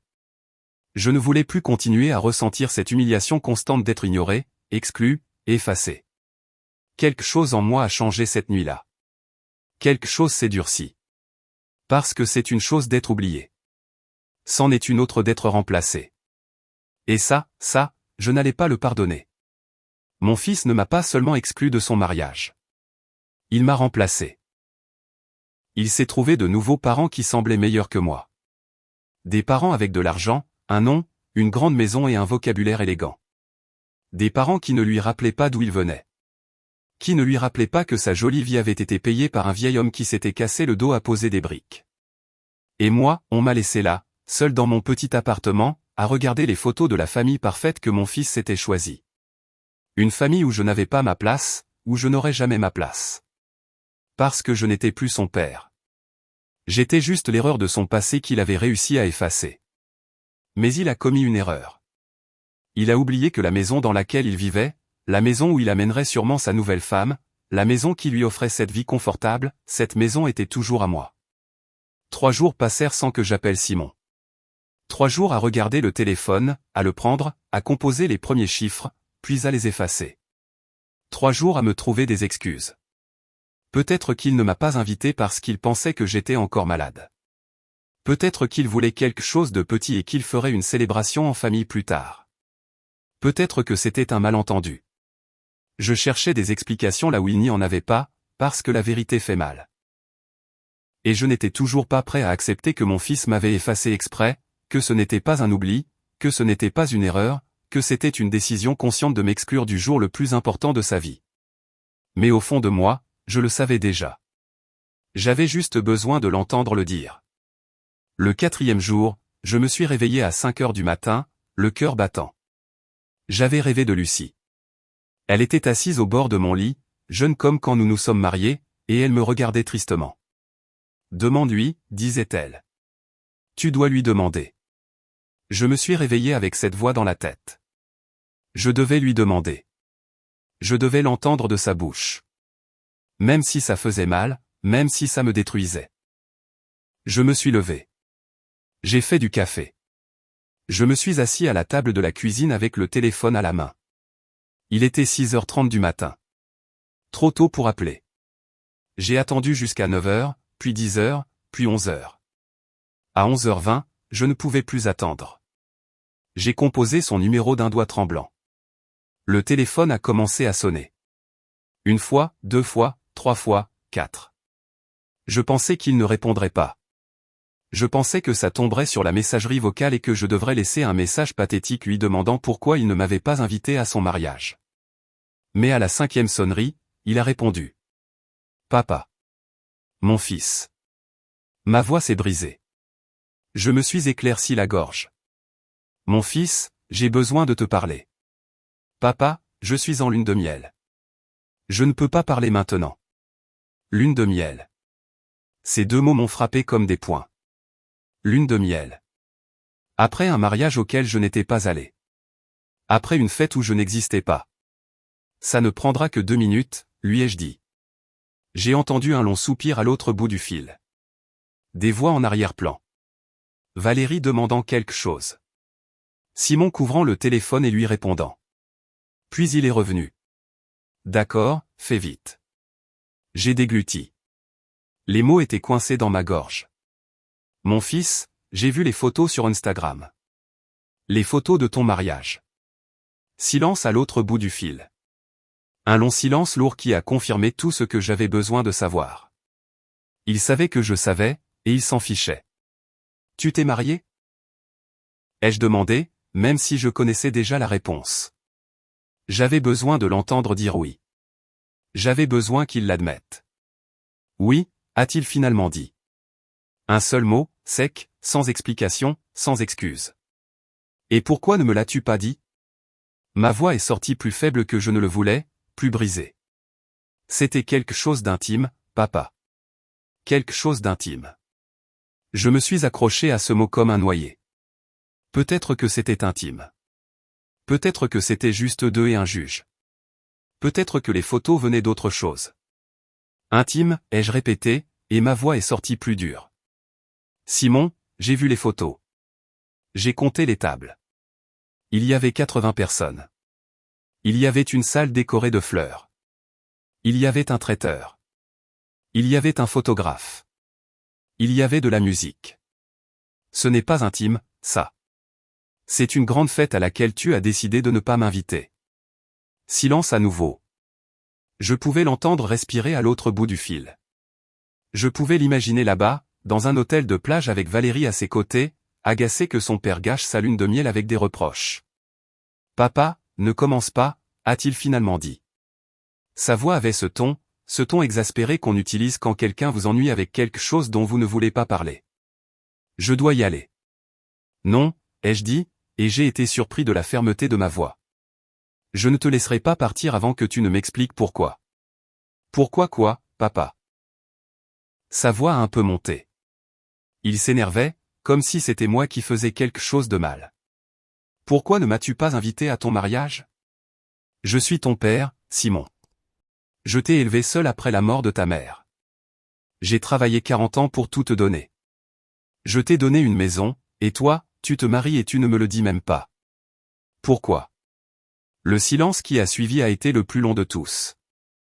Je pouvais entendre l'océan en arrière-plan, les mouettes, les gens qui riaient au loin, et mon fils à l'autre bout du fil, choisissant ses mots. Sachant que tout ce qu'il dirait changerait tout entre nous. Parce que je savais que tu ferais ça, a-t-il finalement dit. Sa voix semblait fatiguée, résignée. Te plaindre, me faire sentir coupable. Tout gâcher avec tes drames. Je suis resté figé. Mes drames? Les mots sortaient à peine. Simon, tu m'as exclu du jour le plus important de ta vie. Et c'est moi qui fais des drames. Papa, je voulais que ce soit un jour parfait. Sans complication. Et toi, tu es toujours une complication. Une complication. Ce mot m'a traversé comme une balle. J'étais une complication. Moi qui lui avais donné la vie. Moi qui avais tout sacrifié pour lui. J'étais le problème. Une complication, ai-je répété, n'en croyant pas mes oreilles. Oui, a-t-il dit, et maintenant sa voix semblait agacée, comme si je le forçais à dire des choses qu'il ne voulait pas dire. Valérie et sa famille sont. Ils sont d'un autre niveau, tu comprends? Et je ne voulais pas. Je ne voulais pas que tu te sentes mal à l'aise. Je ne voulais pas qu'il te voie. Et il n'a pas fini la phrase. Il n'en avait pas besoin. Je comprenais parfaitement. Il ne voulait pas qu'il me voie. Il ne voulait pas que ses élégants beaux-parents rencontrent son père col bleu avec les mains brisées et les vêtements bon marché. Il ne voulait pas que je gâche son image. Il ne voulait pas que je rappelle à tout le monde d'où il venait. Alors tu m'as caché, ai-je dit. Ce n'était pas une question. C'était une confirmation. Ce n'est pas comme ça, papa. Si, c'est comme ça, Simon. Tu m'as caché comme si j'étais quelque chose dont il fallait avoir honte. Papa, arrête. Il a haussé la voix pour la première fois. C'est fait. C'est fini. Je ne peux pas changer le passé. Si tu veux être en colère, sois en colère. Mais je ne vais pas continuer à parler de ça. Je dois y aller. Simon, attends. Mais il avait déjà raccroché. J'ai entendu la tonalité. Et je suis juste resté là, le téléphone pressé contre mon oreille, écoutant ce son. Incapable de bouger. Je suis resté assis à la table de la cuisine pendant des heures. Le café a refroidi. Le soleil a traversé la fenêtre. Les ombres ont changé de place. Et je suis juste resté là avec le téléphone à la main, rejouant la conversation dans ma tête encore et encore. Tu es toujours une complication. Je ne voulais pas qu'il te voie. Je ne vais pas continuer à parler de ça. Chaque phrase était un nouveau coup. Chaque mot était une confirmation de ce que je savais déjà, mais que je ne voulais pas accepter. Mon fils avait honte de moi. Ce n'était pas un oubli. Ce n'était pas une erreur. C'était une décision consciente, planifiée, exécutée avec froideur. Il m'a exclu exprès parce que je ne cadrais pas dans sa nouvelle vie, parce que j'étais le passé pauvre qu'il fallait cacher. Cette nuit-là, je n'ai pas dormi. Je suis resté au lit à fixer le plafond, les yeux ouverts dans l'obscurité. La conversation se répétait dans ma tête comme un disque rayé. Et soudain, comme un éclair, j'ai compris quelque chose qui m'a glacé le sang. Toute cette distance des 2 dernières années, toutes ces excuses, toutes ces visites courtes et ces appels annulés, ce n'était pas parce qu'il était occupé. C'était parce qu'il préparait le terrain pour m'effacer. D'abord, il m'a éloigné petit à petit, pour que lorsqu'il m'exclurait enfin de son mariage, je serais déjà si loin de sa vie que ça se remarquerait à peine. C'était un plan, un long plan calculé pour se débarrasser de moi sans avoir à donner d'explication. C'est là que j'ai compris. Ce n'était pas qu'il m'avait oublié. C'était qu'il m'avait caché exprès, avec préméditation, par honte que j'existe. Et ça faisait plus mal que tout le reste. Parce que c'est une chose d'être oublié dans un moment de folie ou de stress. C'en est une autre d'être caché parce qu'on vous considère comme une honte, parce qu'on pense que vous êtes une tache sur leur vie parfaite. Cette nuit-là, allongé dans mon lit, fixant l'obscurité, j'ai senti quelque chose se briser pour toujours entre nous. Quelque chose qui ne pourrait jamais être réparé. Parce que l'amour peut survivre à beaucoup de choses, mais il ne peut pas survivre à la honte. Quand votre enfant a honte de vous, c'est la fin de tout. Je ne l'ai plus appelé. Je ne lui ai plus envoyé de message. Je ne me suis plus plaint. Le silence qui a suivi cette conversation était différent de tous les silences précédents. Avant, quand il n'appelait pas, je souffrais. J'attendais. Je regardais le téléphone, priant pour qu'il sonne. Mais maintenant, le silence était le mien. C'était ma décision. Et il y avait quelque chose de libérateur là-dedans. Quelque chose qui me rendait un peu de dignité. Les jours passèrent, 1 semaine, 2 semaines. Simon n'appelait pas non plus. Il ne demandait pas comment j'allais. Il n'essayait pas d'arranger les choses. Et moi, j'ai commencé à planifier. J'ai commencé à réfléchir. J'ai commencé à me souvenir de quelque chose que j'avais oublié. La maison était toujours à moi. Je me suis réveillé un mardi à 6 heures du matin avec une clarté d'esprit que je n'avais pas eue depuis des mois. Je me suis levé, je me suis fait un café fort, et je suis allé directement au placard de la chambre. Au fond, caché derrière de vieilles boîtes, se trouvait le petit coffre-fort que Lucie et moi avions acheté des années auparavant pour garder les documents importants. Je l'ai sorti avec précaution, je l'ai posé sur le lit, et j'ai entré la combinaison que je connaissais par cœur. 2703 l'anniversaire de Simon. Le coffre s'est ouvert avec un clic métallique.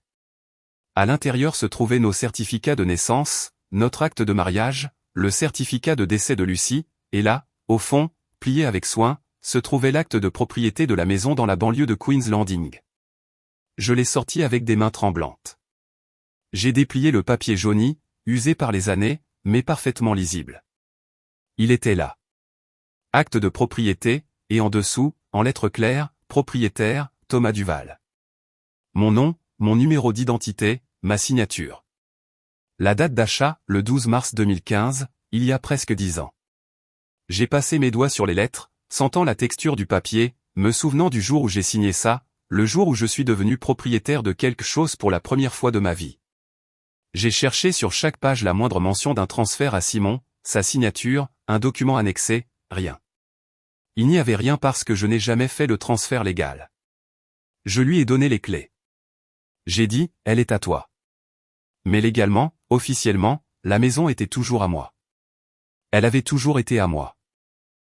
Je me suis assis au bord du lit avec l'acte de propriété dans les mains et je l'ai juste fixé pendant 1 heure, peut-être plus.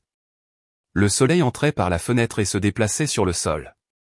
Le bruit des voitures dehors, un chien qui aboie. La vie continuait pendant que je tenais ce papier et prenais la décision la plus importante de ma vie. Je me suis souvenu de chaque brique que j'ai payée avec ma sueur. Chaque heure supplémentaire que j'ai travaillée, chaque fois que mon dos me faisait mal et que je continuais quand même parce que j'avais besoin de l'argent, chaque centime que j'ai économisé pendant 25 ans. Cette maison n'était pas juste un cadeau. C'était toute ma vie convertie en mur.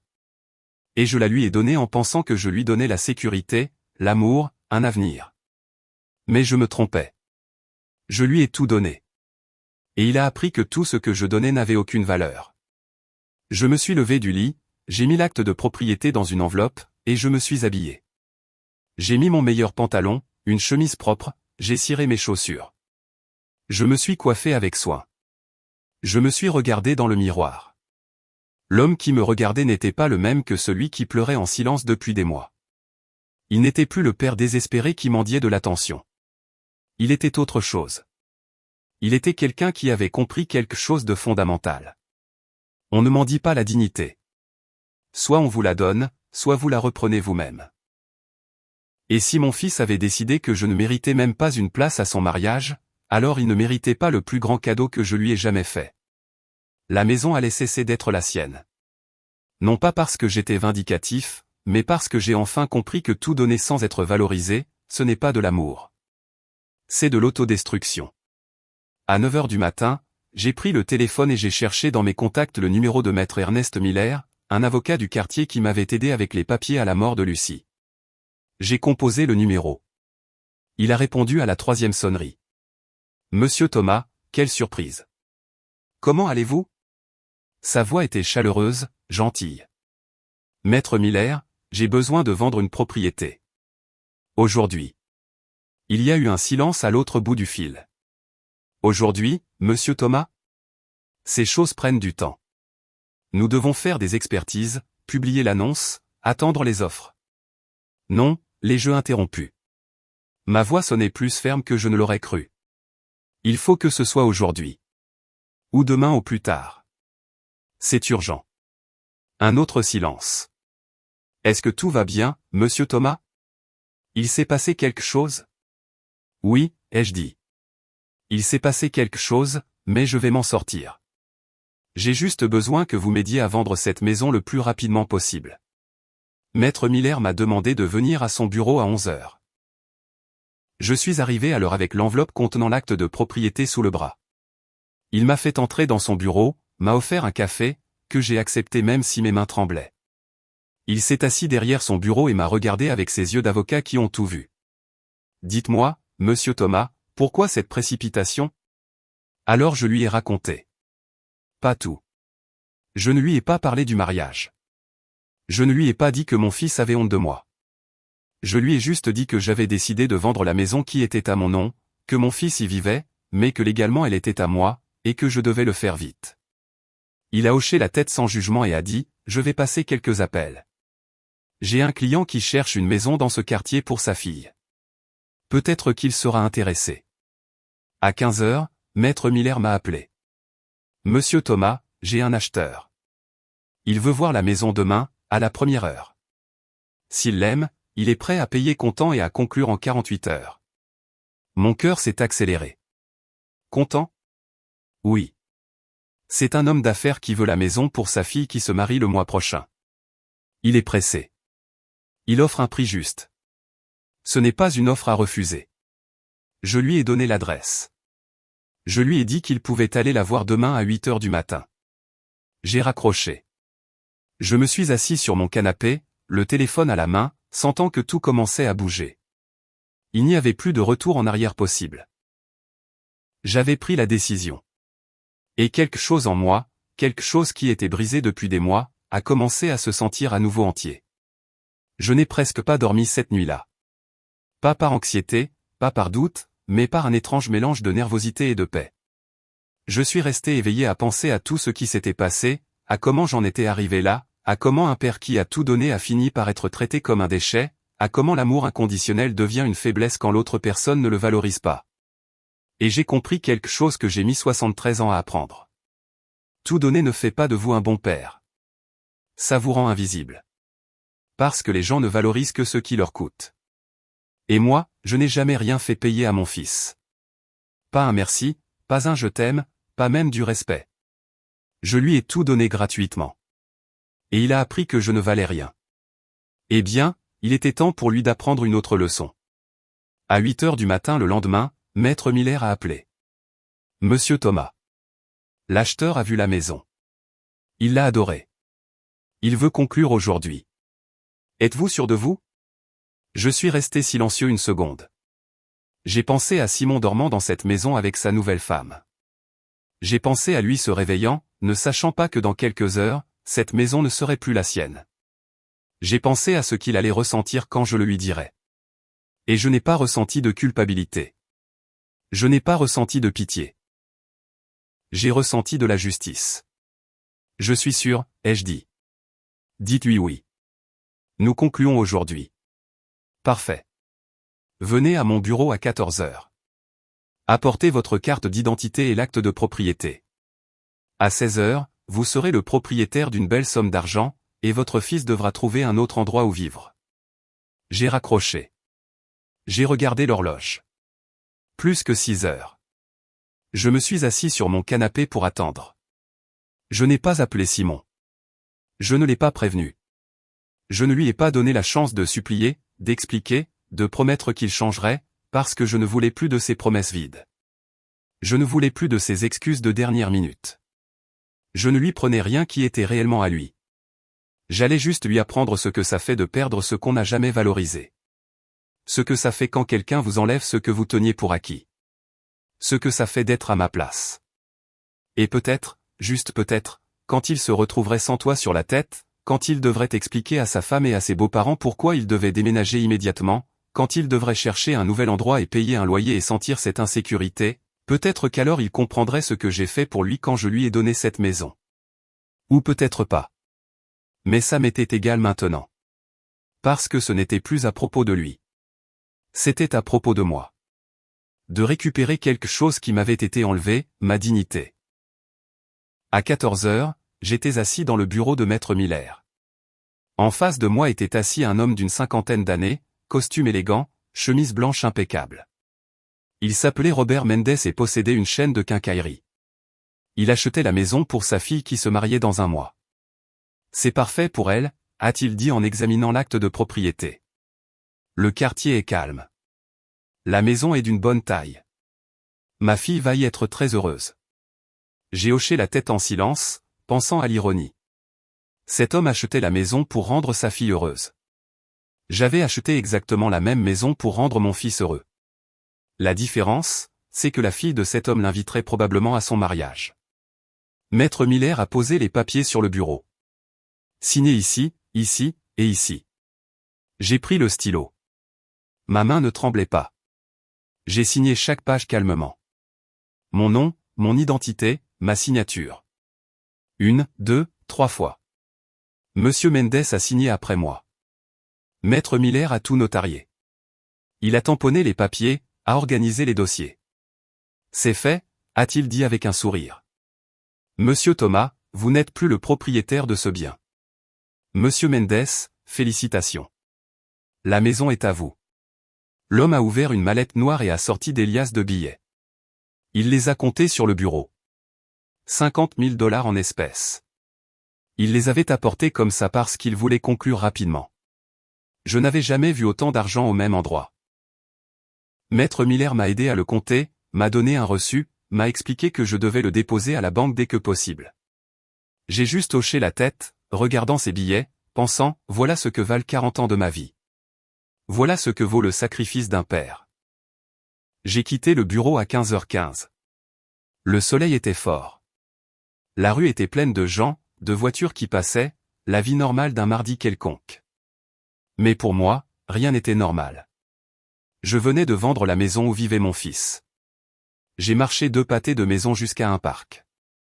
Je me suis assis sur un banc, j'ai sorti mon téléphone portable de ma poche et je l'ai juste fixé. Maintenant venait la partie difficile. Maintenant, je devais l'appeler. Je devais lui dire que la maison n'était plus la sienne, qu'il avait 2 semaines pour partir. Mon doigt a plané sur son nom dans mes contacts. J'ai pris 3 profondes respirations. 4, 5, et j'ai composé le numéro. Le téléphone a sonné 2 fois avant qu'il ne réponde. Papa. Sa voix semblait normale, insouciante, ne sachant pas que sa vie était sur le point de changer. Mon fils, ai-je dit, et ma voix est sortie plus calme que je ne l'aurais cru. J'ai besoin que tu vides la maison dans 15 jours. Silence à l'autre bout du fil. Un silence confus. Quoi? De quoi tu parles? La maison où tu vis, celle de Queen's Landing. J'ai besoin que tu la vides. Un autre silence. Papa, ça va? Qu'est-ce que tu veux dire par vider? J'ai fermé les yeux, sentant le soleil sur mon visage, et j'ai dit les mots que je répétais dans ma tête depuis des jours. Je l'ai vendu ce matin. Le silence qui a suivi était absolu. Je pouvais l'entendre respirer. Je pouvais sentir son cerveau traiter ce qu'il venait d'entendre. Je pouvais imaginer son visage. Et puis, comme une explosion. Tu as fait quoi? Sa voix m'a presque cassé le tympan. Il criait. Qu'est-ce que tu as fait, papa? Tu as vendu la maison? Oui, ai-je dit calmement. La maison était à moi, Simon. Elle était à mon nom, et j'ai décidé de la vendre. J'ai signé les papiers il y a 1 heure.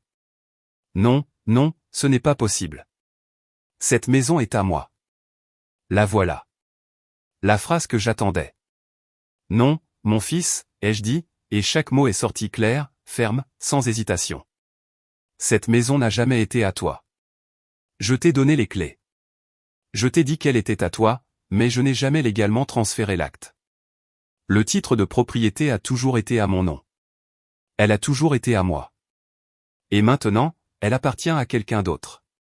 J'ai entendu un bruit à l'autre bout du fil, comme s'il avait jeté quelque chose. Papa, c'est ma maison. J'y vis avec ma femme. Tu ne peux pas faire ça. Ta femme, ai-je répété, et j'ai laissé ces 2 mots flotter dans l'air un instant. Cette femme que je ne connais pas. Cette femme que tu as épousée sans m'inviter. Cette femme que tu as choisie quand tu as décidé que je ne méritais pas d'être dans ta vie. Papa, ça n'a rien à voir avec ça. Ça a tout à voir avec ça, Simon. Ça a tout à voir avec le fait que tu m'as effacé de ta vie comme si j'étais une ordure. Comme si 40 ans à t'élever ne signifiait rien. Comme si te donner une maison ne me valait même pas une invitation à ton mariage. Sa respiration était lourde. Je pouvais l'entendre faire les 100 pas, paniquer. Papa, s'il te plaît, ne fais pas ça. On peut parler.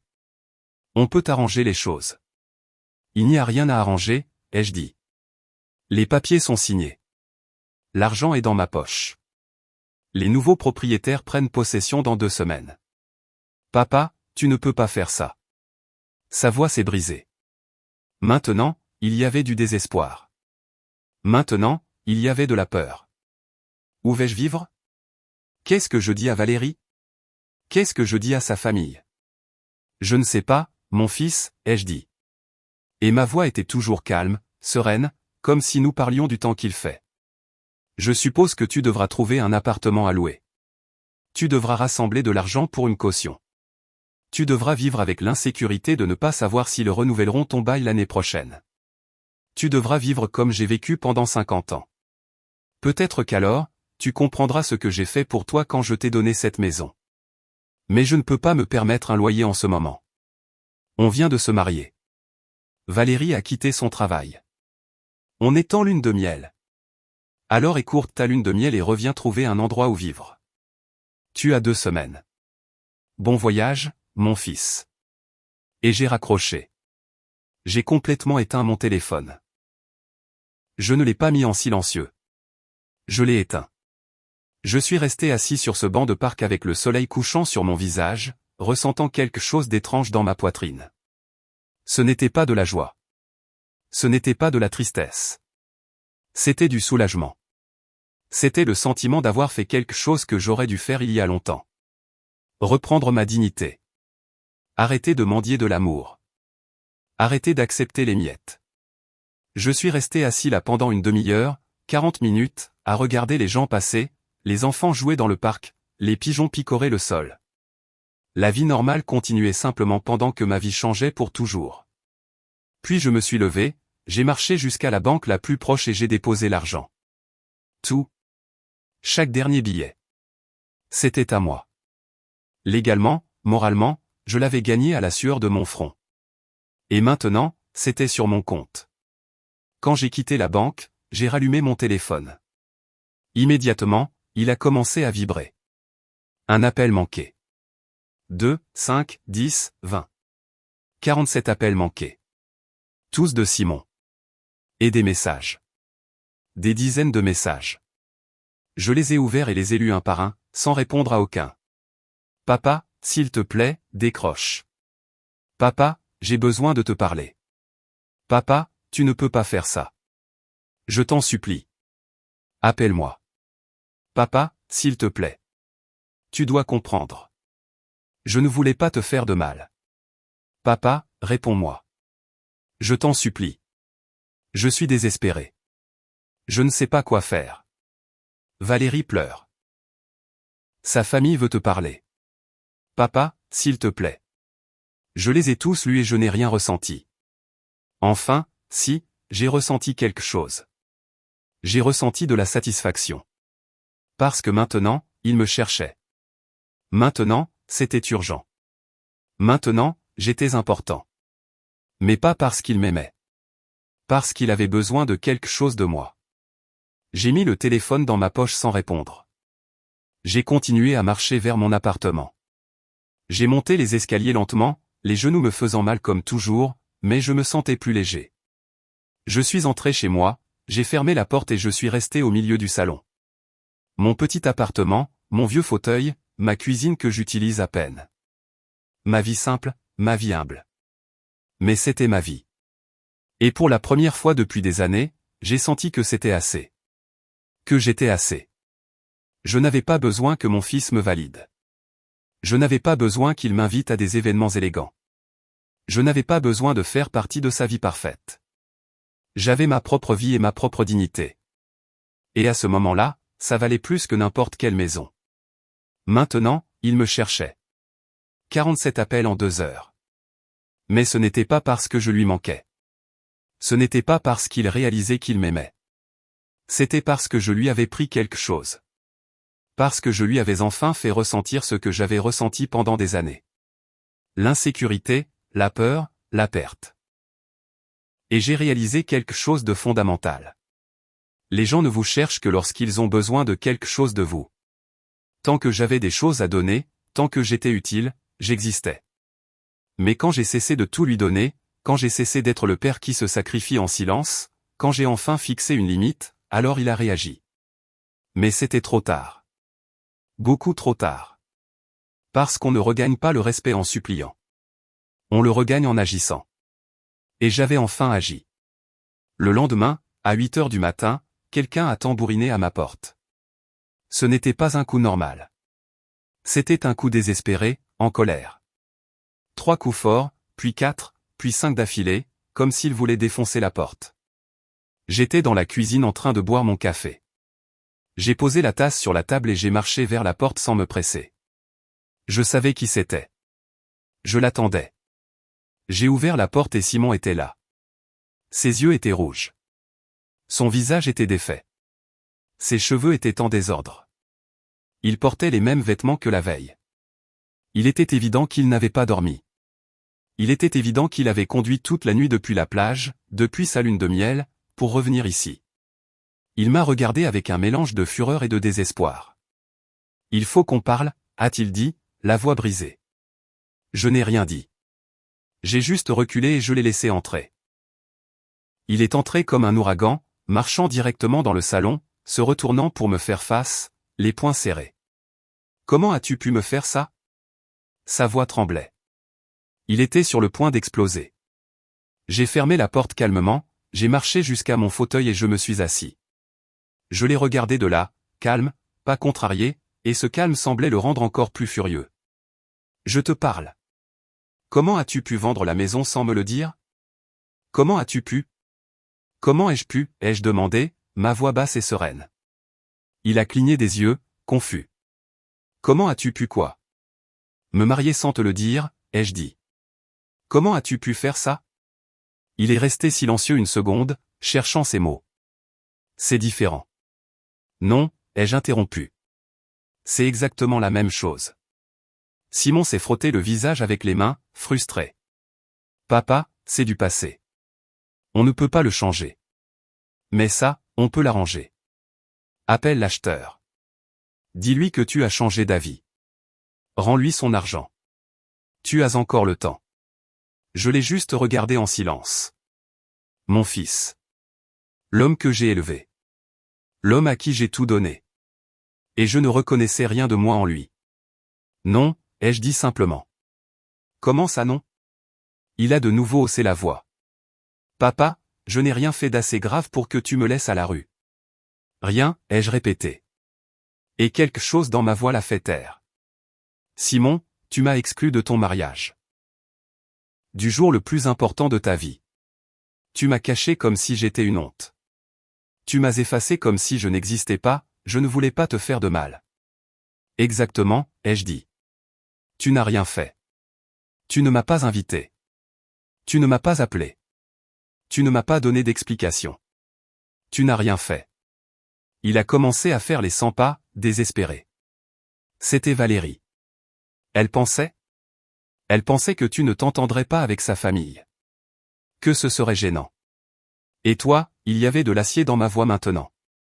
Qu'est-ce que tu as pensé, Simon? Je me fiche de ce que Valérie a pensé. Je me fiche de ce que sa famille a pensé. Je me soucie de ce que toi, tu as pensé. Est-ce que tu voulais que je sois là? Le silence qui a suivi m'a donné la réponse. Il a baissé les yeux. Ses mains tremblaient. Il a ouvert la bouche. L'a refermée. A réessayé. J'ai pensé.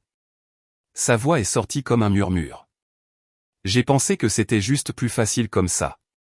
Ces 5 mots. C'était juste plus facile comme ça. Voilà. Toute la vérité. J'ai senti quelque chose dans ma poitrine, mais ce n'était pas de la douleur. Ça ne faisait plus mal. C'était la paix. C'était la confirmation de ce que je savais déjà. C'était plus facile comme ça, ai-je répété. C'était plus facile de m'effacer que de me défendre. C'était plus facile de me cacher que de me présenter avec fierté. C'était plus facile de me mettre de côté que de tenir tête à ta femme et de lui dire que ton père, celui qui t'a élevé, celui qui t'a donné une maison, allait être à ton mariage parce qu'il le méritait amplement. Simon a levé la tête. Ses yeux étaient pleins de larmes. Papa, Tu as su que j'ai vendu la maison plus vite que j'ai su pour ton mariage, ai-je interrompu. Ironique, n'est-ce pas? J'ai appris 2 jours plus tard sur Instagram, en t'espionnant avec un faux compte. Tu as appris en quelques minutes avec un appel direct. Tu vois la différence? Il est juste resté là, des larmes coulant sur son visage, ne sachant pas quoi dire. Et j'ai continué à parler avec un calme qui me surprenait même moi. J'ai acheté cette maison pour toi. Avec 40 ans à me casser le dos à poser des briques. Avec 25 ans à économiser chaque dernier centime. Avec toutes les vacances que je n'ai jamais prises. Avec toutes les petites choses que je ne me suis jamais achetées. Je l'ai acheté en pensant à ton avenir. En pensant à ta sécurité. En pensant que tu ne souffrirais jamais comme j'ai souffert. Ma voix s'est à peine brisée. Mais j'ai continué. Mais toi, tu as décidé que je ne méritais pas d'être dans ta vie, que j'étais une honte, que je ne cadrais pas dans ton monde élégant avec la famille de ta riche femme. Alors, j'ai décidé que tu ne méritais pas cette maison. Parce que cette maison était un cadeau d'amour, et tu m'as prouvé que tu ne m'aimes pas. Si, je t'aime, a-t-il crié, sa voix se brisant complètement. Tu es mon père. Bien sûr que je t'aime. Non, ai-je dit en secouant la tête. Tu aimes ce que je te donne. Tu aimes la maison gratuite. Tu aimes le sacrifice silencieux. Tu aimes avoir un père qui ne demande jamais rien. Mais moi en tant que personne, avec mes mains d'ouvrier, mes vêtements bon marché et ma vie simple. Tu ne m'aimes pas. Tu as honte de moi. Ce n'est pas vrai. Alors explique pourquoi je n'étais pas à ton mariage, ai-je dit, la voix dure. Explique pourquoi tu ne m'as jamais présenté à Valérie correctement. Explique pourquoi, quand j'étais malade avec une forte fièvre, tu m'as dit de me faire une tisane et tu n'es pas venu me voir. Explique tout ça sans utiliser les mots « j'étais occupé » ou « c'était juste plus facile ». Il a ouvert la bouche, mais rien n'est sorti. Parce qu'il n'avait aucune explication. Parce que la vérité était évidente. Simon s'est affalé sur le fauteuil d'en face, la tête dans les mains. « Papa, pardonne-moi » a-t-il dit à travers ses sanglots. « Pardonne-moi. S'il te plaît. J'ai tout gâché. Je sais que j'ai été un fils terrible, mais s'il te plaît, ne me laisse pas à la rue. S'il te plaît, fais-le pour moi. Pour tout ce qu'on a eu ensemble. » Je l'ai regardé pleurer. Cet homme de 35 ans, pleurant comme un enfant. Et je n'ai rien ressenti. Ou pas exactement rien. J'ai ressenti de la pitié, mais pas le genre de pitié qui vous fait céder. Le genre de pitié que vous ressentez pour quelqu'un qui fait enfin face aux conséquences de ses actes. Je ne peux pas, mon fils, ai-je dit doucement.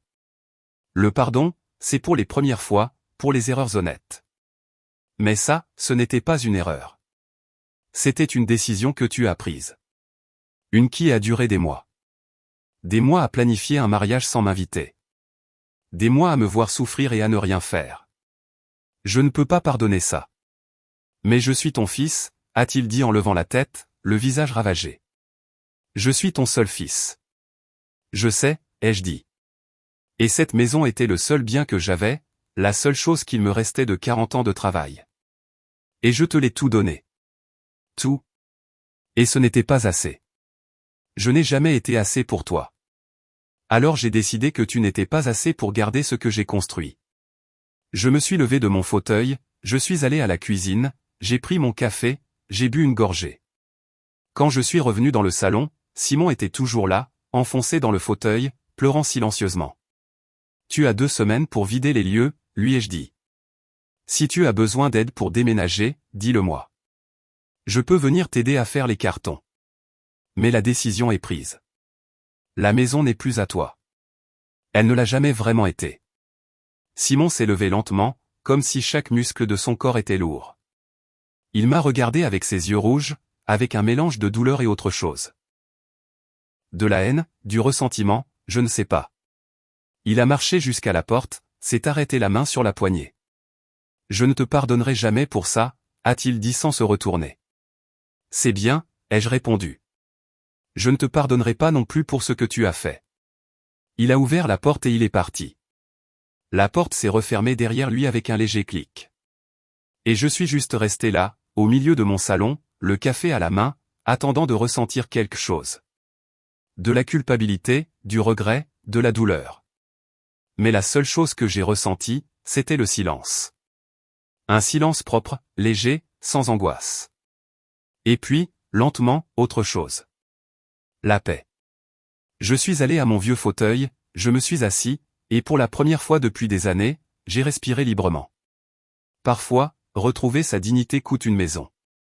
Ça coûte des relations. Ça coûte une famille.